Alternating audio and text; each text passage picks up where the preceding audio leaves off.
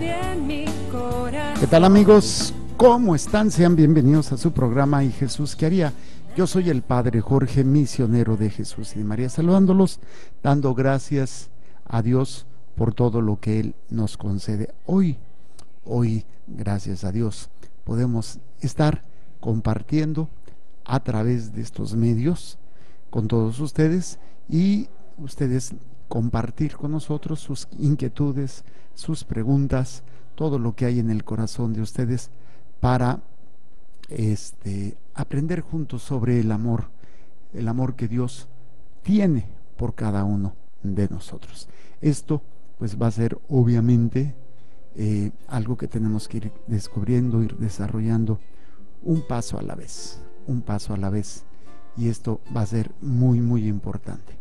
Entonces tenemos este aspecto de lo cual hemos tratado poco a poco, llevamos creo que 2, este sería el tercer programa, sobre ir viendo cómo defender nuestra fe, cómo dar razón de nuestra fe.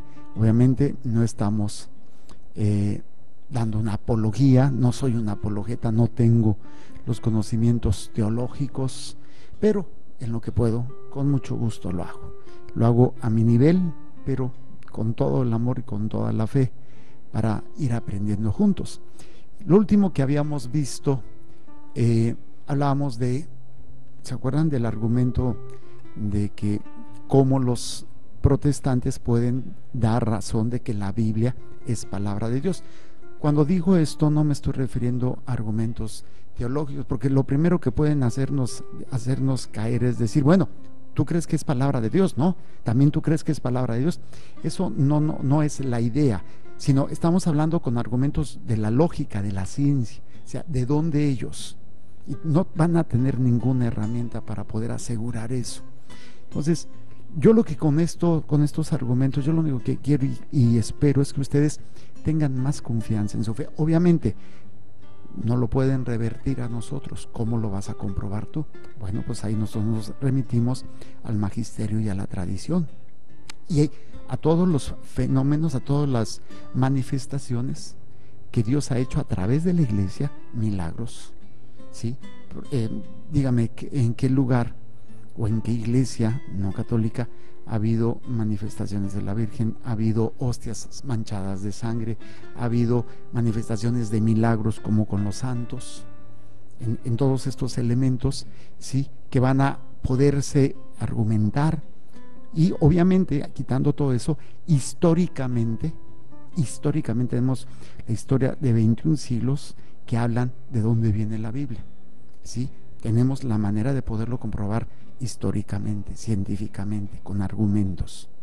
Desgraciadamente, pues esto, pues ahí caído muchas veces nuestros hermanos cristianos no católicos, los protestantes, terminan en una situación bastante confusa, ¿sí? Nos podemos meter a la historia de la teología católica, y vamos a ir viendo, incluso ha habido tratados en la historia de la verdadera religión y de la verdadera iglesia, tratados teológicos sobre este aspecto para entender estas cuestiones precisamente, ¿sí? Y obviamente la iglesia también tiene que probar su autoridad divina para poder interpretarla, para poder hablarla, ¿sí?, para poder garantizar que es palabra verdaderamente de Dios, ¿sí? Y bueno, estos son argumentos que científicamente, a través de la historia y también teológicamente, se han dado en nuestra fe católica, ¿sí? Y esto obviamente nos va a ayudar muchísimo para poder entender. Cuando decimos, repito, que prueben de que la Biblia es palabra de Dios, nos referimos científicamente, históricamente, ¿sí? Y no hay ninguna manera sin que tengan que recurrir a lo católico. O sea, no hay manera, ¿sí? Obviamente no es en este sentido lo que nosotros estamos tratando de buscar estos razonamientos donde por las leyes de la lógica, las leyes universales de la lógica, no se puedan demostrar dónde viene estos documentos que nosotros llamamos palabra de Dios o Biblia. Pero, ¿qué es lo que es uno de los elementos? Pues nosotros nos apoyamos en el magisterio de la iglesia, esa autoridad que se le dio a Pedro. Tú eres Pedro, sobre esta piedra edificaré mi iglesia, y los poderes del infierno no prevalecerán sobre ella. Lo que ates quedará atado, lo que desates quedará desatado, ¿sí? Entonces, ahí es donde nosotros podemos caer y tener estas bases, porque la Iglesia Católica, que es la iglesia verdadera, fundada por Jesucristo, y tiene autoridad para poder decir que estos libros son inspirados por Dios, ¿sí? Tiene esta autoridad, ¿sí? Pues es lo que nosotros estamos tratando. Y otro de los problemas que tienen que ver mucho son las traducciones, que si esta Biblia, que si esta no, que si está mal traducida. Una vez me encontré yo con un hermano protestante, y él no sabía que yo era sacerdote. Entonces estábamos ahí, bueno, estaba él tratando de convertirme, que mira, que tienes que leer la Biblia, es la palabra de Dios, y la Biblia es inspirada por Dios, y que no ha sido, que quién sabe qué. Entonces yo le dije, oye, a ver, explícame algo, yo no sé muy bien de esto, pero necesito que me expliques. ¿Dónde dice en la Biblia que tiene que traducirse? Porque lo que tú tienes ahí es una Biblia, ¿sí? Me dice, sí. ¿Tienes la Biblia en sus textos originales? No. Bueno, si tú te basas todo en la Biblia, ¿dónde dice la Biblia que tienes que traducirla? Y como que préstame tantito, hablando de la Biblia, ¿no? Y es precisamente, sabemos que la Biblia fue escrita en hebreo, en griego y unas partes en arameo. Y nosotros pues yo tengo por aquí una traducción, es una traducción al español. Hay muchísimas traducciones de la Biblia, y toda traducción, oye, una vez un maestro de etimologías que decía, traducir es traicionar, viene de la traidor, ¿sí? Traicionas. ¿Por qué? Porque no puedes traducir en esencia muchas palabras. Se me hace difícil poder poder traducir expresiones y cuestiones de manera de entender las cosas con palabras donde a veces no tienen una traducción. Yo uso mucho el juego de palabras, por ejemplo, aquí en la frontera, ¿no? ¿Cómo traducirían a otro idioma la palabra carrilla? Si quieres ser fiel, tendrías que traducirlo literalmente, y no existe la palabra.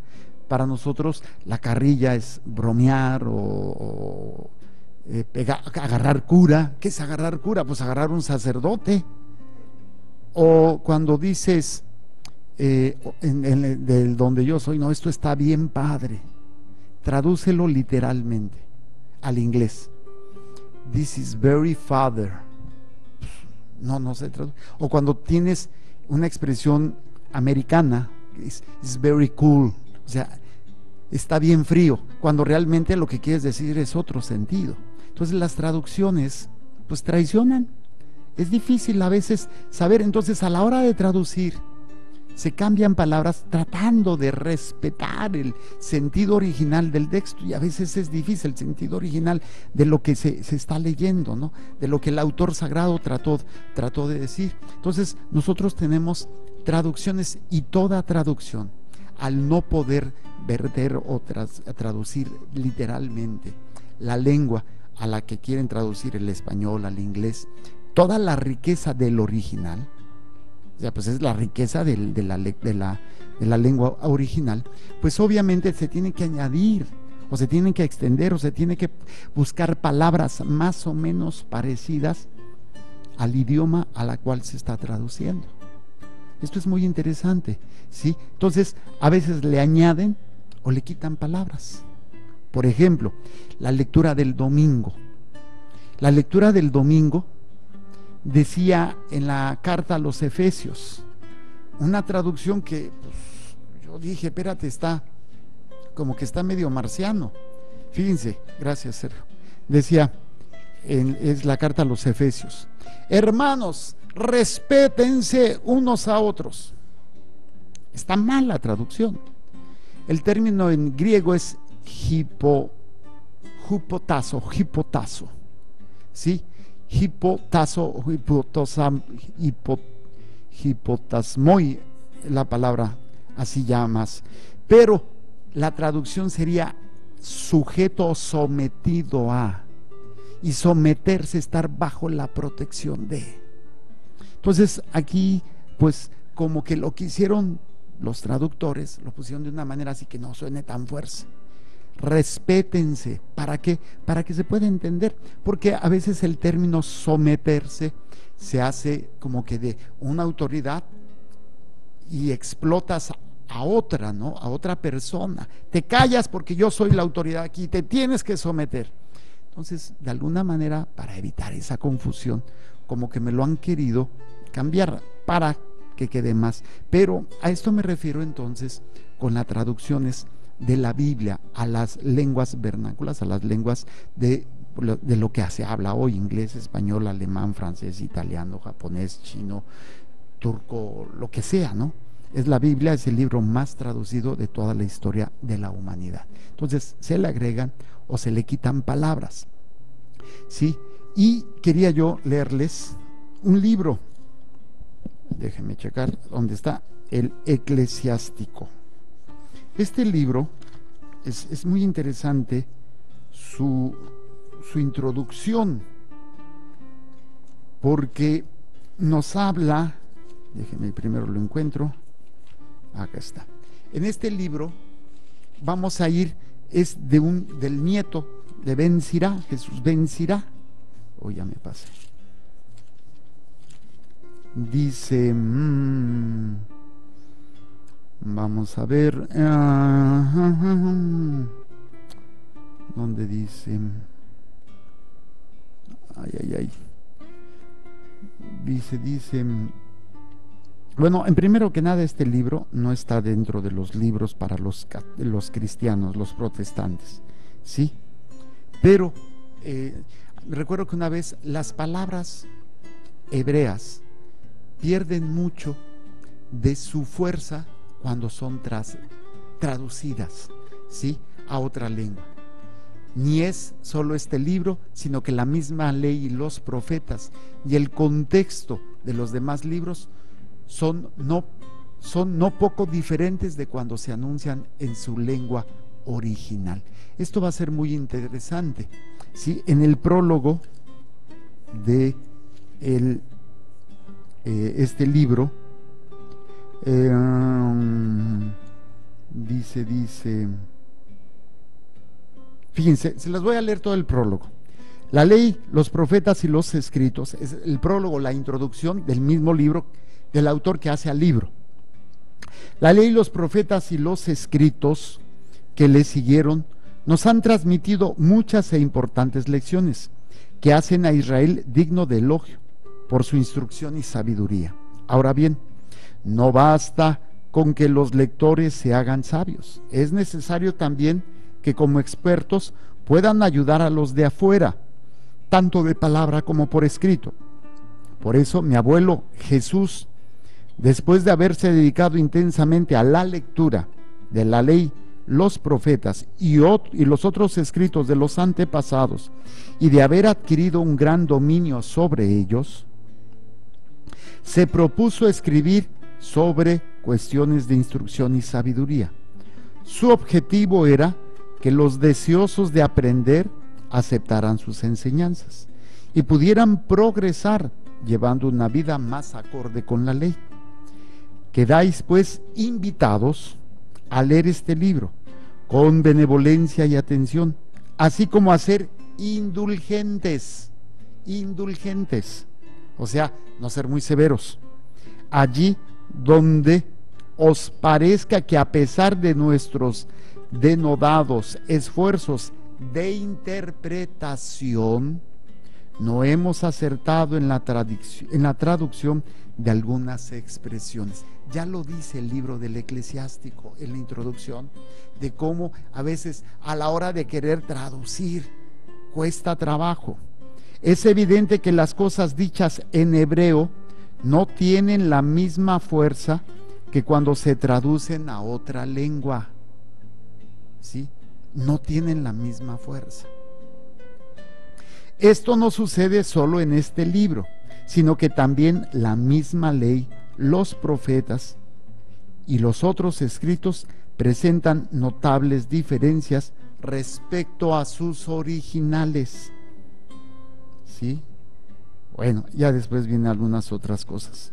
Pero yo quería leerles esta parte del libro del Eclesiástico, la introducción que hace este jovenazo a su tío. Sí, su tío, ¿verdad? Déjenme ver. Dice,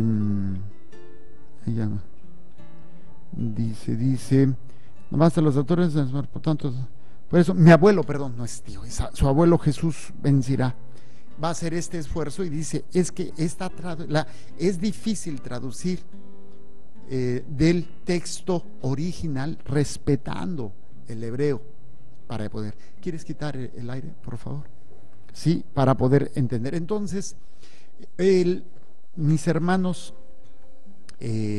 cristianos no católicos, vemos entonces ahí estos elementos que se dan a la hora de las traducciones. Cuando los no católicos se presentan con la Biblia y te dicen, es que esta es palabra de Dios, y así dices, ¿esto es la Biblia o es una traducción de la Biblia? Y te dicen, no, pues es una traducción. Entonces, si es una traducción, ¿dónde dice la Biblia que se puede traducir? No dice en ninguna parte de la Biblia que se pueda traducir, ¿sí? O, peor tantito, ¿dónde dice en la Biblia que tu traducción está bien hecha? ¿En base a qué están diciendo que esa es la correcta traducción? ¿Qué argumentos? O sea, si se han dado cuenta, desde que empezamos el programa no he estado dando argumentos así simplemente no emocionales, no de teológicos, no sean prácticos. En un momento dado, no, repito, no es mi intención que nos pongamos a pelear con ellos, pero sí que tengamos argumentos para nosotros mantenernos firmes en nuestra fe, firmes en lo que creemos, ¿sí? Y entonces decirles dónde dice en la Biblia que esta traducción está bien hecha y que no contiene errores. ¿En qué parte dice eso? ¿Sí? Y ahí es, pues obviamente, porque ellos dicen que solo la Biblia, todo lo que dice en la Biblia, y es un argumento que no lo sacas. Dime dónde está en la Biblia que la Virgen, ¿dónde está en la Biblia? Entonces ellos se van tanto en la Biblia, que son argumentos que ellos mismos a veces pues se los aprenden de memoria, se los enseñan de alguna manera,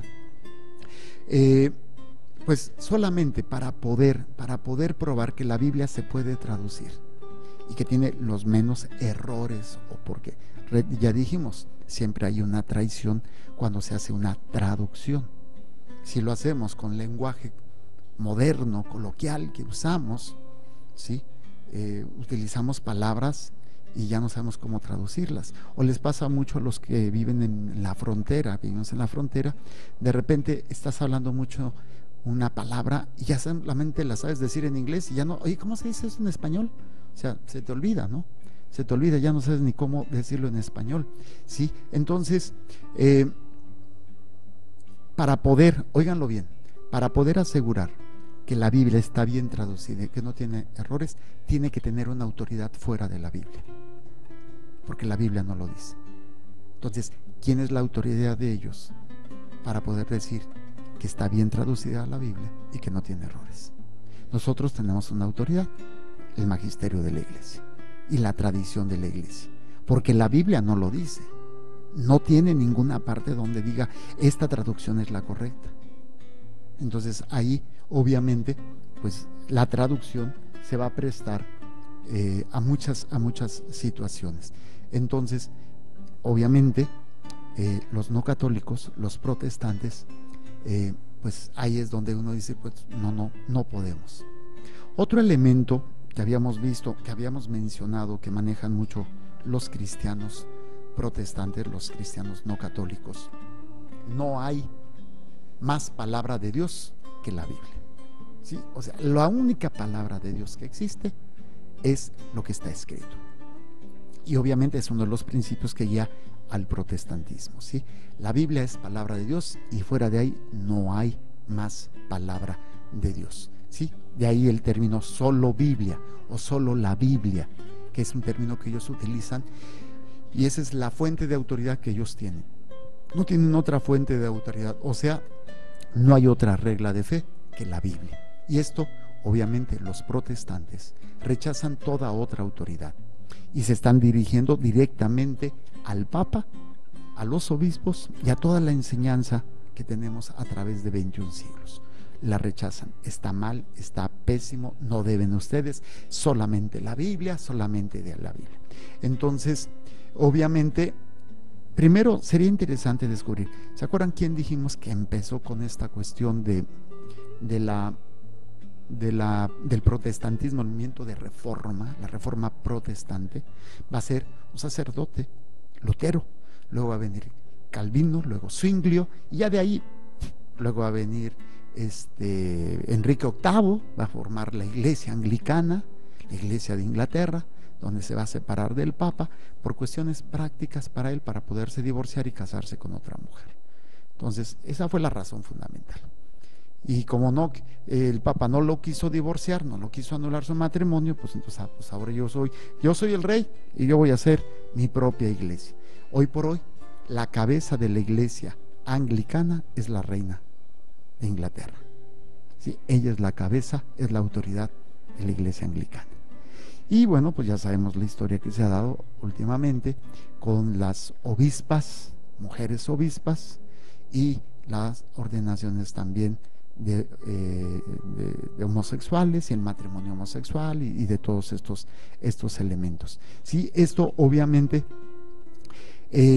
la postura que defendía Lutero allá por el año 1517, 19, no recuerdo exactamente la fecha, pero solo él decía precisamente, todavía se remitía él un poco a la autoridad del Papa, él todavía, ¿sí? Y escribía Lutero unas palabras que yo busqué en el internet, y dice así, miren, dice: postrado a los pies de tu beatitud me ofrezco con todo lo que soy y poseo, vivifícame, mátame, llámame, revócame, apruébame como te plazca. Conozca por tu voz la voz de Cristo que en ti preside y habla. Si merezco la muerte, no la rechazaré. Esto se está dirigiendo Lutero a León X, al Papa, ¿sí? ¿Sí? Y ahí es una de la necesidad de la autoridad. De alguna manera, Lutero todavía estaba ahí en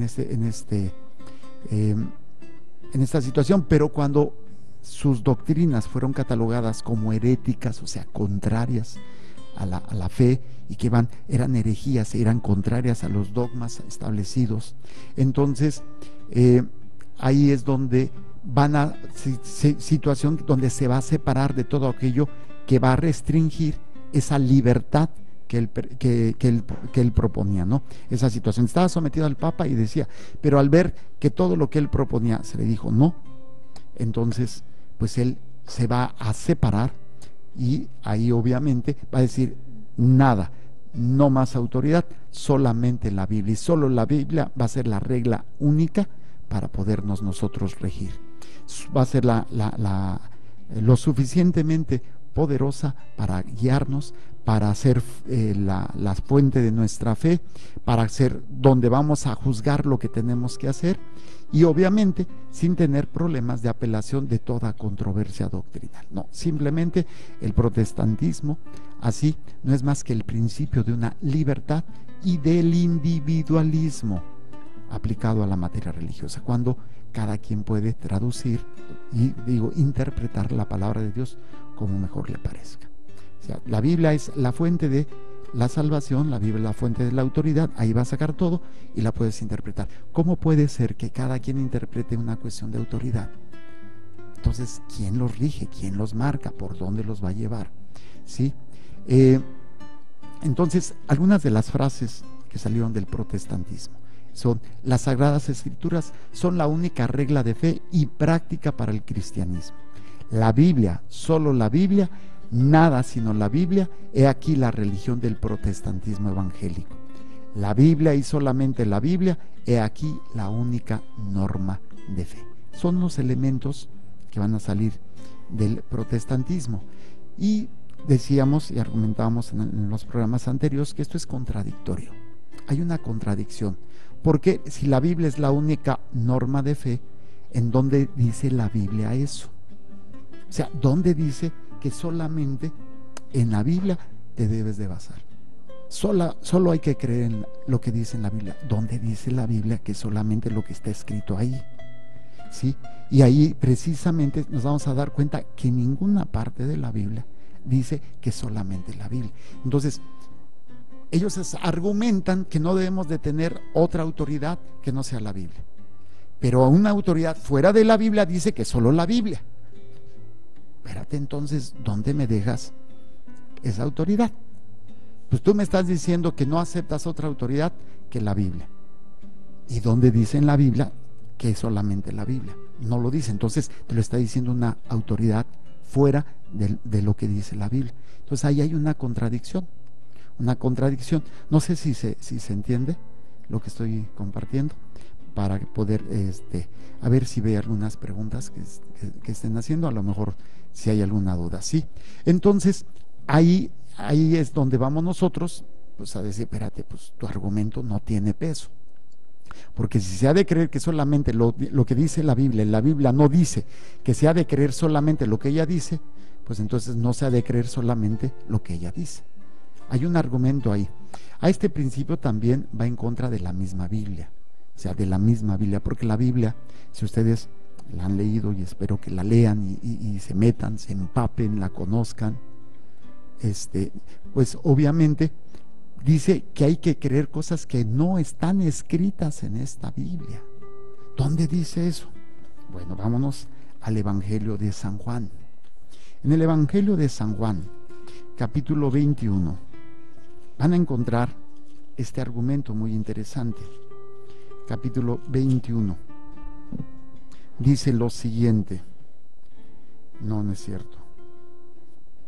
Espéreme. Es que estoy en San Lucas. Con razón yo decía espérate, me sobran capítulos. Ahora sí, capítulo 21. No. Ándale, ¿cómo sabías que era eso lo que te iba a pedir? Ya me conoces, mi asistente aquí. Sí. Dice. Sí, capítulo 21, versículo 25. El último versículo de del Evangelio de San Juan. Hay además otras muchas cosas que hizo Jesús. Si se escribieran una por una, pienso que ni todo el mundo bastaría para contener los libros que se escribieran. Entonces, y al terminar su tercera carta, busquen, estamos en la primera, la segunda, la tercera carta, primera, segunda y tercera. Dicen, fíjense, esto es muy interesante. En la tercera carta de Juan no hay capítulos, solamente son puros versículos. Y se cita tercera de Juan 13:14. 3JN 13-14. Y se dice tercera carta de Juan, versículos 13 y 14. Dice: tengo mucho que escribirte, pero no quiero hacerlo con tinta y pluma. Espero verte pronto y hablaremos de viva voz. La paz sea contigo, los amigos te saludan, saludos a los amigos, uno por uno. Entonces, hay muchas cosas que no se escribieron y se compartieron, y vienen desde los apóstoles hasta nuestros días, lo que nosotros conocemos como la tradición. que viene desde los apóstoles, ¿sí? Y también Pablo, en la segunda carta, es Timoteo, creo que sí, pero es segunda, acá debe estar segunda Timoteo, dice, segunda de Timoteo capítulo 2, versos del 1 al 2. Tú pues, hijo mío, bueno, aquí ya podríamos argumentar algo. Pablo se está presentando como papá espiritual. ¿Y por qué dice el evangelio que no debes de llamar a nadie padre? Y Pablo se presenta como padre. Entonces, bueno, este no es el punto. Pero tú pues, hijo mío, mantente fuerte en la gracia de Cristo Jesús. Y cuanto me has oído en presencia de muchos testigos, confíalo a hombres fieles que sean capaces a su vez de instruir a otros. O sea, hay la transmisión oral, hay el compartir. Muchas de los libros de la Sagrada Escritura no los escribieron.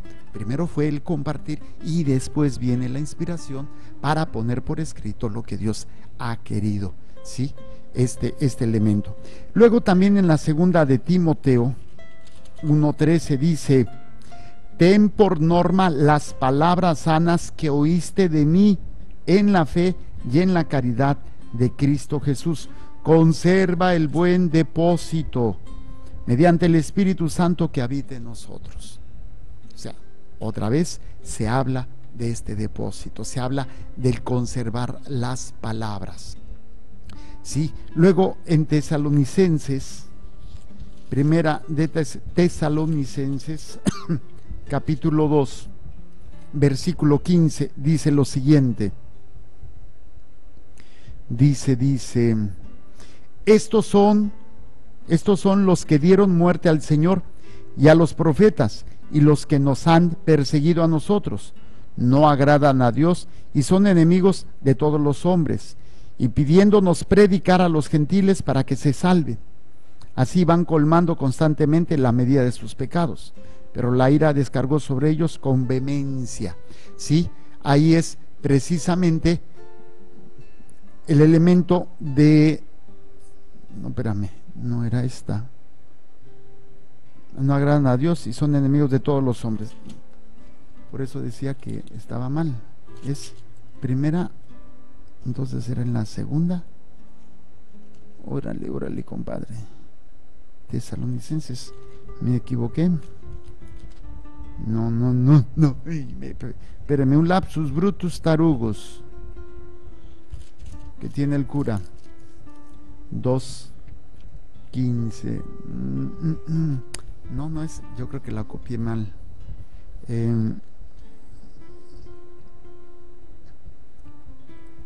Ha de ser en la segunda entonces de Tesalonicenses.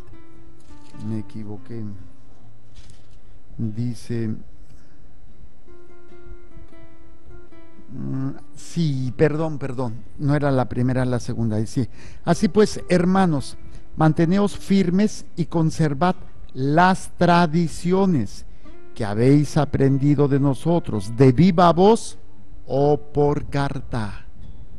Si queremos ser literales, que la palabra de Dios lo que dice, entonces hay cosas que fueron dichas y hay cosas que fueron escritas. No solamente es lo escrito, también hay palabras que no fueron escritas, y lo dice Pablo. Y si nos vamos al fundamento, solo la Biblia, pues aquí dice la Biblia esto. Entonces son elementos muy interesantes, ¿sí? Para que nosotros entendamos esto. Y la otra es, a ver si ahora sí no me equivoqué, segunda Tesalonicenses 6. Dice, hermanos, os mandamos en nombre del Señor Jesucristo que os apartéis de todo hermano que viva desordenadamente y no según la tradición que de nosotros recibisteis. Tradición, no palabras solamente, o no escrito, perdón, solamente. Entonces, volvemos a este elemento del que hemos estado hablando. Cuando nos cuestionan o cuando nos quieren argumentar los protestantes preguntándonos como católicos, ¿dónde está en la Biblia tal o cual cosa? Bueno, refiriéndose a lo que nosotros tenemos, doctrinas católicas, dogmas o principios. ¿Dónde está en tu Biblia de lo de la Virgen? ¿Dónde está en la Biblia de lo de la Eucaristía? ¿Dónde está de que? Bueno, la Eucaristía sí está, pero lo interpretan ellos de otra manera. Sí, hay que preguntarles nosotros entonces a ellos, ¿dónde dice la Biblia que se ha de creer solamente lo que ella dice? Y podemos señalarle estos versículos donde hablan de situaciones donde no están escritas y también es palabra de Dios. Sí, estos textos de San Juan, el Evangelio de San Juan, capítulo 21, versículo 25, en tercera de Juan, versículos 13, 14, segunda de Timoteo 2:2, segunda de Timoteo 1:13, segunda de Tesalonicenses 2:15 y segunda de Tesalonicenses 3:6. Creo que con esto tendríamos alguna manera de poder ver que nuestros hermanos protestantes, pues sus principios de solo la escritura, pues como que no tienen un argumento de peso. Los respeto, admiro a muchos, viven su fe a veces mucho mejor que nuestros católicos, pero de eso a estar de acuerdo y a dejar que pues metan toda esa división, pues no, ¿sí?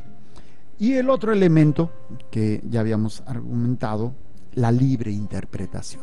Eso, ahí es donde, según esta doctrina protestante, en general, y también las sectas derivadas de él, yo recuerdo, no sé si se acuerda Madre Blanquita, de un señor albañil.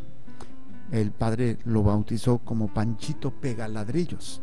Venía él, su esposa, y participaba, y era así muy interesante porque siempre preguntaba. Me acuerdo una vez que el padre Rayito estaba hablando sobre la indulgencia plenaria, así como que medio complicado, y él levantó la mano, padre, entonces es algo así como borrón y cuenta nueva.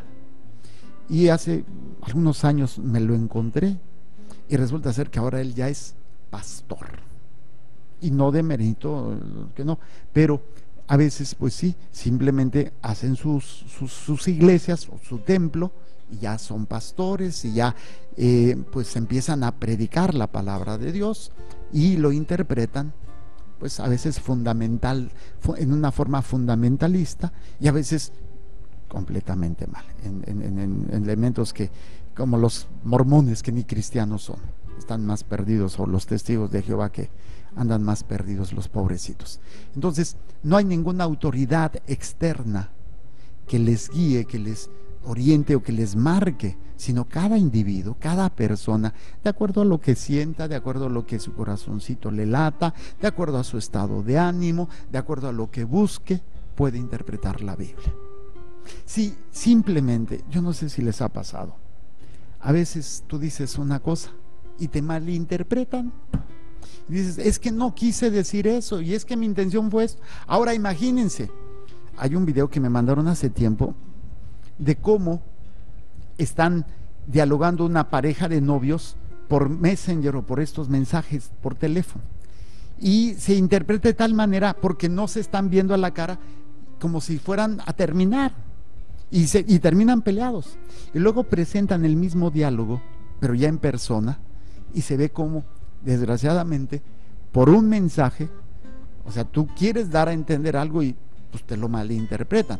O si luego jugamos al teléfono descompuesto, que ay, compadre, que tú dijiste, que el otro dijo, que porque te vio, que tú la diste, que quién sabe, pero no es cierto. Ahora imagínense con un escrito tan antiguo, pero obviamente con una riqueza espiritual, en donde cada quien lo entiende, lo interpreta y lo maneja a su estado de ánimo, a su intelecto y a su realidad, ¿no? Entonces, esto obviamente se denomina en el protestantismo el libre examen, donde cada uno interpreta privadamente a la escritura, obviamente es el Espíritu Santo el que los guía. Sí, sí, porque el Espíritu Santo lo dice la palabra de Dios, lo dijo Jesús, que el Espíritu Santo nos enseñará, y a mí ya me enseñó, y aleluya, hermano. Y bueno, luego hacen cada cosa, pobrecitos. Nada más nos queda orar por ellos. Ni siquiera pelearse. Si te dicen, bueno, podemos tener argumentos, pero yo quiero que afiancen más su fe, que entiendan, que se enamoren, que defiendan, sí, defiendan, pero no para pelearse, no para decir como, a veces, miren, me da la impresión que a veces los católicos quieren aprender para callarle la boca a los protestantes. A mí no me interesa que le calles la boca a los protestantes, a mí me interesa que puedas evangelizarlos y a ver cuántos rescatamos, porque muchos de ellos han nacido ya protestantes, otros se han hecho por ignorantes. Católico ignorante, seguro protestante, pero independientemente por ignorancia, ¿sí? Entonces hay que rescatarlos desde la caridad, no para jactarme, le callé la boca, es que yo sé más, y luego se acercan con nosotros, yo creo que con la mejor intención. Padre, ¿qué le digo a este protestante que me está diciendo esto? Y se les da argumentos, ¿no? Pero le digo, pues conoce más tu fe y no busques nada más cómo callarlos, busca cómo vivirlo para ganar en un momento, y más si son familiares. Si no son familiares, bueno, ora por ellos, pero no te metas en broncas. Pero por ejemplo, cuando hay la división en una familia, porque unos creen una cosa, luego creen otra, y viene esa situación, entonces como católicos tenemos la obligación de ser testigos de lo que creemos y tratar de ganarlos. Claro, no estamos exentos de nuestras miserias, pero entendemos esto.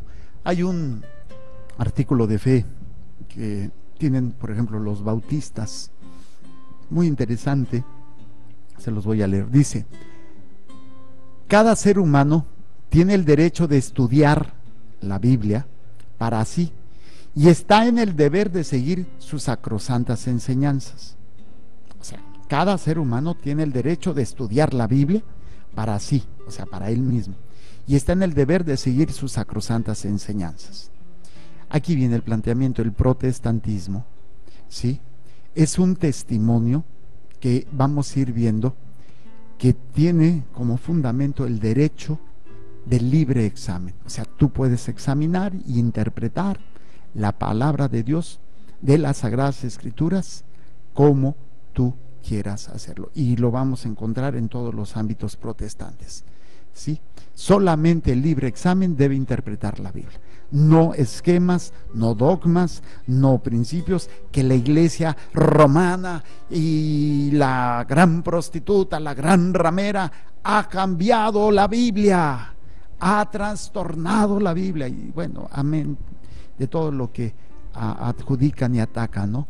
Sí, obviamente debido a este principio, pues las Biblias no católicas se publican la mayoría sin notas. La Biblia católica, a mí me encanta esta, la Biblia, la Nueva Biblia de Jerusalén, por las notas al pie de página y por las referencias a los márgenes de otras citas bíblicas que nos ayudan a entender.